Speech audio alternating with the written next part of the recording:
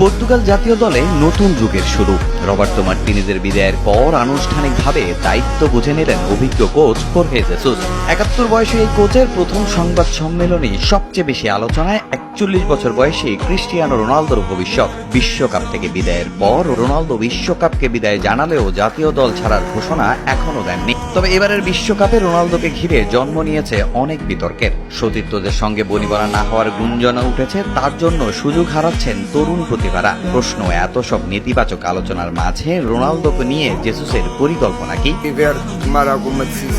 আমি এখনো ক্রিস্টিয়ানোর সঙ্গে কথা বলিনি, তবে সে আমার বা জাতীয় দলের জন্য কখনোই কোনো সমস্যা নয়। সে পর্তুগাল ফুটবলের প্রতীক, জাতীয় দলের প্রতীক এবং এই দেশের গর্ব। আল নাসরে এক মৌসুম একসঙ্গে কাজ করেছেন জেসুস ও রোনালদো, তাই CR7-কে খুব কাছ থেকেই চেনেন নতুন এই কোচ। তার বিশ্বাস, রোনালদোকে সামলানো কঠিন নয়, বরং দুজনের মধ্যে বোঝাপড়াই হবে দলের জন্য সবচেয়ে বড় শক্তি। রোনালদোর সঙ্গে কাজ করা খুবই সহজ। সে কোন পর্যন্ত যেতে পারবে সেটা যেমন সে বোঝে, আমিও বুঝি। তবে ভবিষ্যৎ নিয়ে সিদ্ধান্ত শেষ পর্যন্ত সেই নেবে। কিন্তু যতদিন সে খেলবে এবং জাতীয় দলে ডাক পাওয়ার মতো ফিট থাকবে, আমি তাকে অবশ্যই আমার দলে বিবেচনায় রাখব।